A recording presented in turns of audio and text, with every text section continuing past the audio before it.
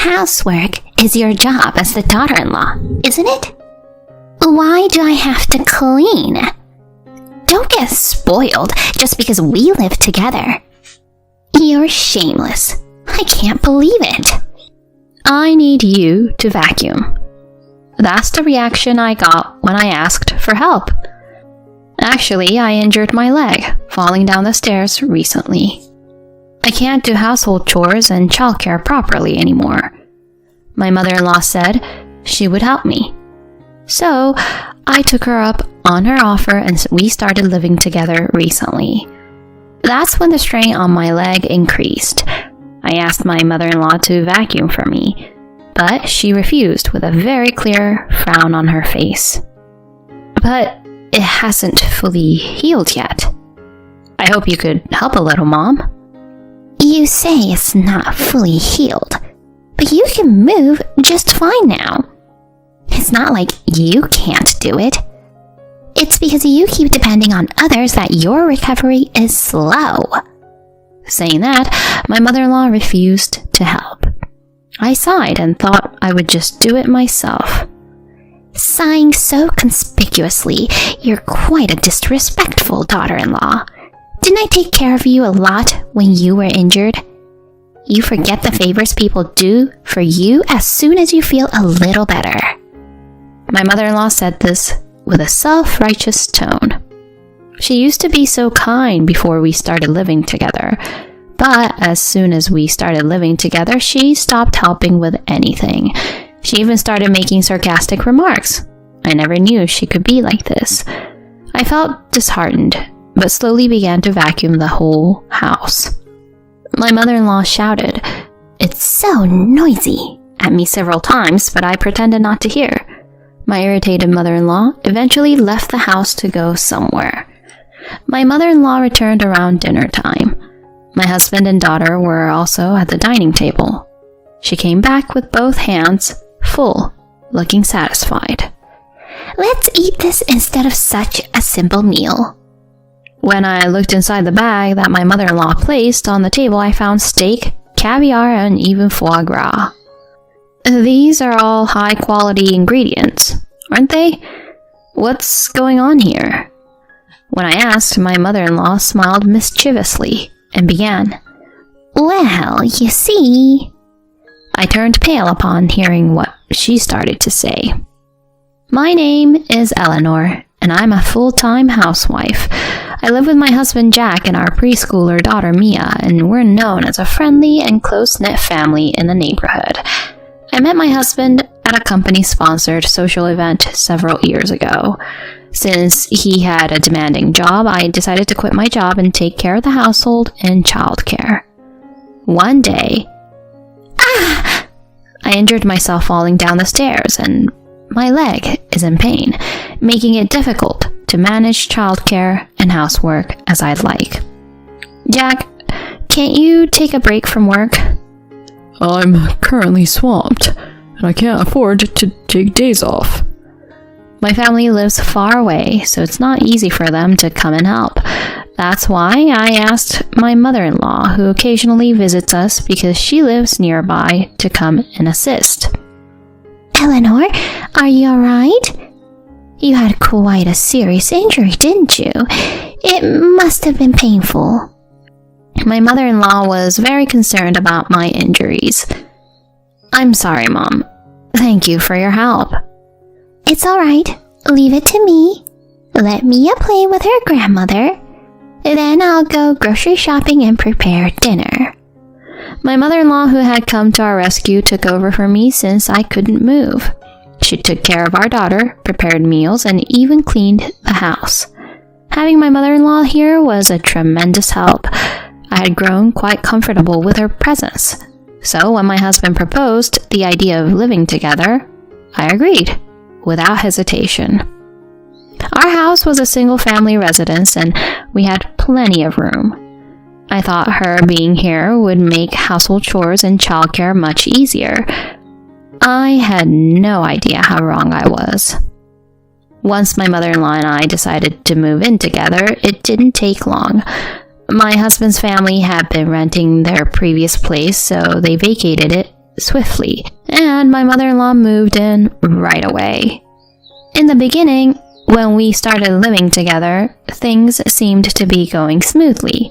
However, household chores are your responsibility as the daughter-in-law, aren't they? Why do I have to do the cleaning? Just because we live together, don't get too comfortable. It's really quite audacious, and that's just not acceptable. Since my leg hadn't fully healed, I asked my mother-in-law to vacuum for me, but she openly refused, making a displeased face.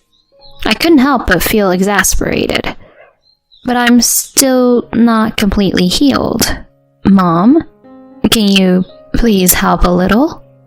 Even if you say you're not completely healed, you can move just fine now. It's not like you can't do it.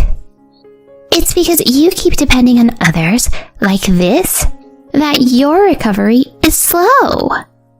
Saying that, my mother-in-law refused to help. When we had just started living together, she used to assist with household chores, but even that became sporadic. Recently, she hardly did anything at all. As for my husband, ever since we moved in together, he's grown quite dependent on his parents and seems to have reverted to a more childlike state. No matter what I said, I couldn't get through to my mother-in-law, as my husband always took her side. I asked my mother-in-law to at least clean up the areas she had made a mess in, but she wouldn't listen. Unable to do anything else, I would let out a sigh and continue to handle all the household chores by myself, as I always did. This seemed to irritate my mother-in-law even more. Sighing so conspicuously, you're quite a disrespectful daughter-in-law. Didn't I take care of you a lot when you were injured? You forget the favors people do for you as soon as you feel a little better. My mother-in-law was known for her habit of acting superior and playing up her past kindness. But ever since we started living together, she stopped helping with anything. She started making sarcastic remarks, and I couldn't believe what kind of person she had become. I felt disheartened, but slowly began to vacuum the whole house. My mother-in-law shouted, "It's so noisy!" at me several times, but I pretended not to hear. My irritated mother-in-law eventually left the house to go somewhere. My mother-in-law returned around dinner time. My husband and daughter were also at the dining table. She came back with both hands full, looking satisfied. "Let's eat this instead of such a simple meal." When I looked inside the bag that my mother-in-law placed on the table, I found steak, caviar, and even foie gras. These are all high-quality ingredients, aren't they? What's going on here? When I asked that, my mother-in-law smiled mischievously and began. "Well, you see..." My mother-in-law, who had gotten angry with me for vacuuming loudly, had gone to a famous restaurant in her car and purchased these items for takeout, she explained. "Because both Jack and Mia are always eating such frugal meals, aren't they? Don't you want to give them something good to eat once in a while?" That's my mom for you. Experienced homemakers have a different perspective. Let's dig in right away. I interrupted my enthusiastic husband and asked my mother-in-law, "How did you afford this? You're on a pension, so you shouldn't have the means, right?" "Well, that's right. So I used the money I found in that shelf over there." I looked at the spot where my mother-in-law pointed and felt a sense of dread. I hurriedly opened the shelf and checked the envelope inside, but there wasn't a single dollar left. "Mom, this is our food budget for this month. Using it without permission is like stealing."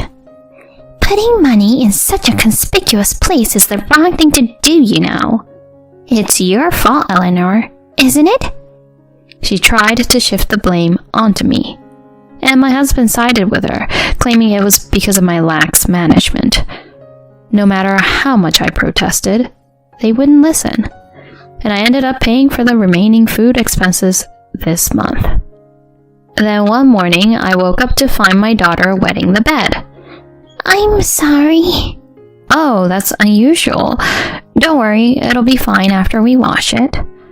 My daughter had finished her toilet training, and she would wake us up when she needed to use the bathroom at night. So I found it unusual. I thought that occasional bedwetting was normal for her age, but my mother-in-law and husband scolded her for it. Mia, what are you doing? Bedwetting is such a shameful thing. Oh no, Mia's pajamas and sheets are all wet. Don't come near, it smells. Mia was left in tears by their cold words. It was such a cruel thing to say to young Mia. Such comments about the smell were definitely not something a father should say.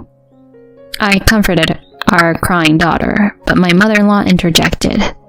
Spoiling her like this from a young age isn't good. Despite her words, Mia's bedwetting issue persisted. She continued wetting her bedding multiple times. I wondered if there might be an illness. I became anxious and took her to several hospitals, but there was no sign of illness, and the cause remained unknown. It's strange because she doesn't wet the bed or have accidents at kindergarten. I thought maybe I should consult with her teacher next time. As I was contemplating this, the teacher called me in the following day, saying something seemed off with our daughter, and that it would be best if I came in to discuss it. Mia, what's wrong? With a face on the verge of tears, our daughter looked at the teacher and, prompted by her, began to speak hesitantly. Mom, you see, it's about Grandma. In summary, her simple words conveyed the following story.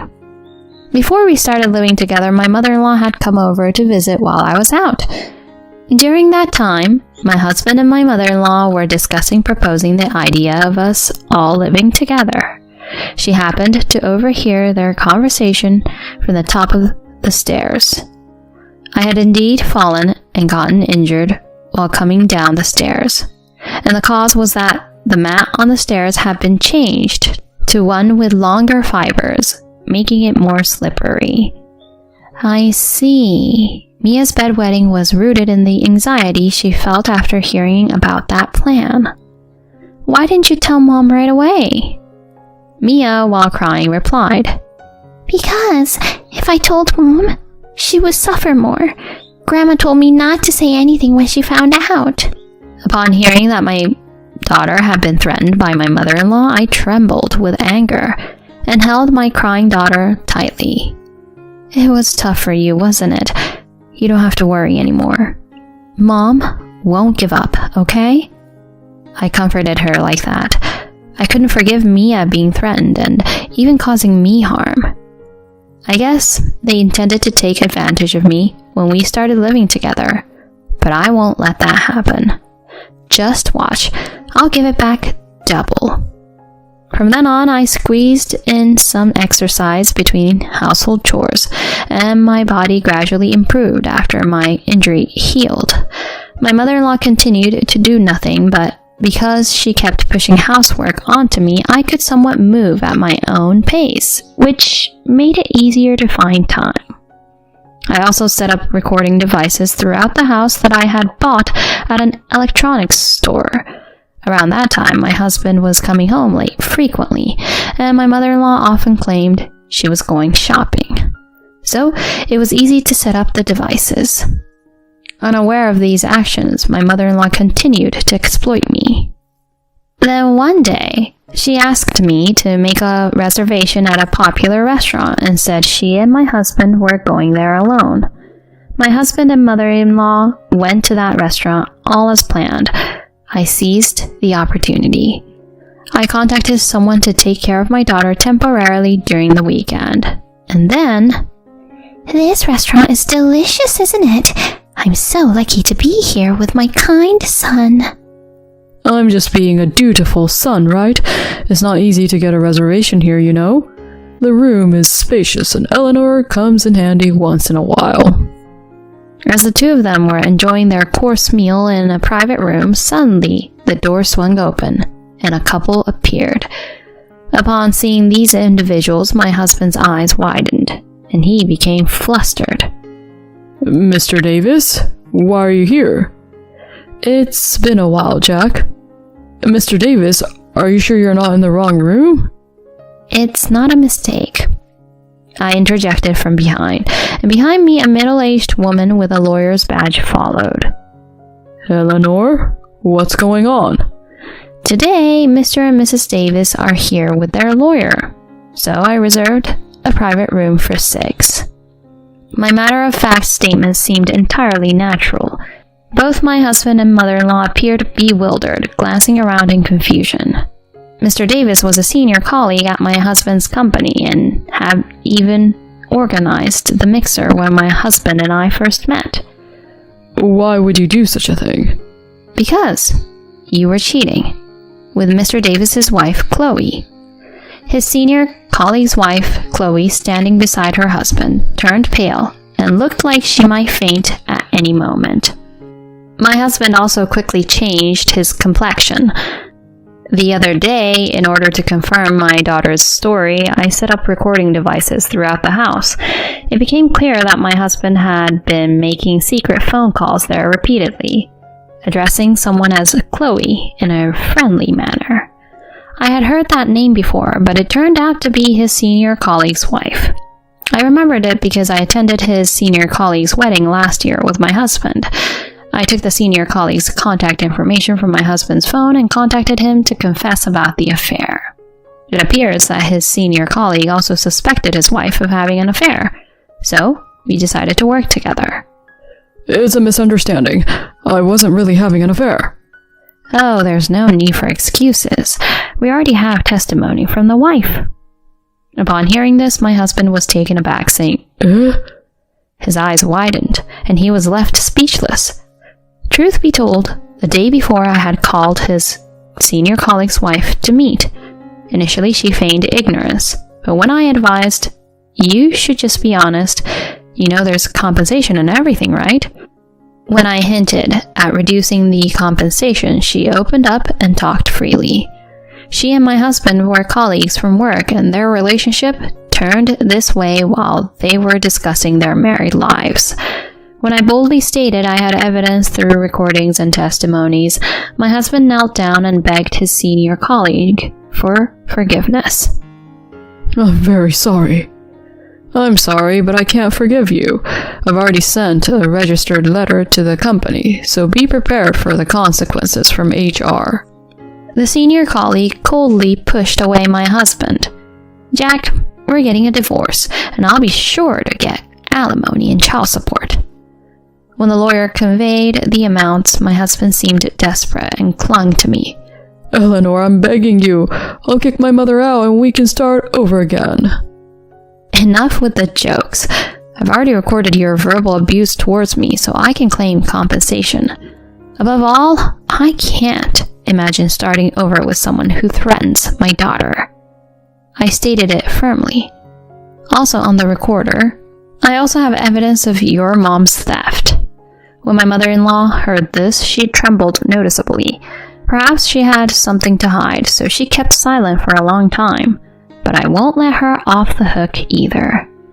Not only did you steal money from the house, but you also sold the boat model that Jack cherished so much on a flea market app, didn't you? You must have been spending recklessly with that money. When I mentioned this, it seemed like my husband didn't know about it. He became furious with his mom. His mother yelled, Spending money on such junk!